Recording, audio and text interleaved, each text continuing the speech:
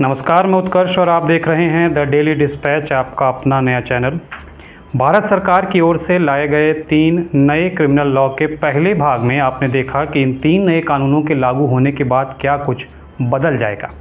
हमने आपको mob lynching, आतंकवाद को लेकर इस नए लॉ में क्या बदलाव किए गए हैं उसके बारे में विस्तार से बताया।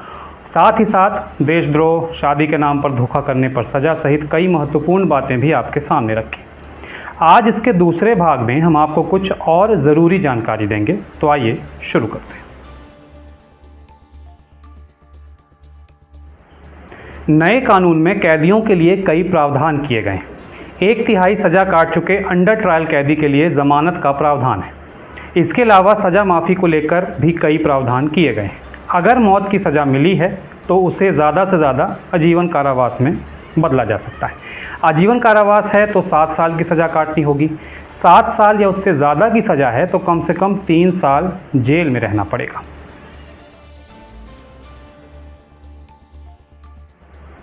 पहले आईपीसी की धारा 377 में अप्राकृतिक यौन गतिविधियों के बीच समलैंगिकता को अपराध माना जाता था, लेकिन नए कानून यानी बीएनएस में इसे निरस्त कर दिया गया।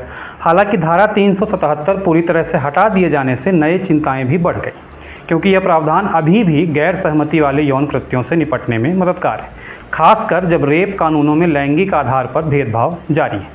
सुप्रीम कोर्ट ने 2018 में समलैंगिक रिश्तों को अपराध की श्रेणी से बाहर करने वाला ऐतिहासिक फैसला सुनाया था।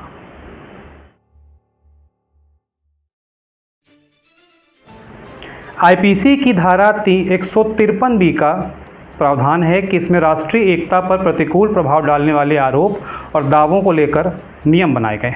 बीएनएस ने यहाँ एक नया प्रावधान किया है। इसमें झूठी और भ्रामक जानकारी प्रकाशित करने को अपराध माना गया है।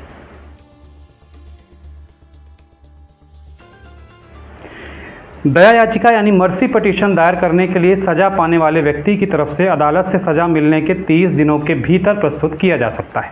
थर्ड पार्टी दया याचिका नहीं डाल सकती। ये अधिकार सिर्फ सजा पाने वाले व्यक्ति को ही मिलेगा।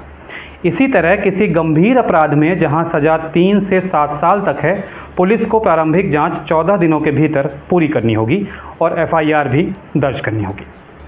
अब एफआईआर को लेकर पुलिस के लिए सख्त समय सीमा निर्धारित की गई है।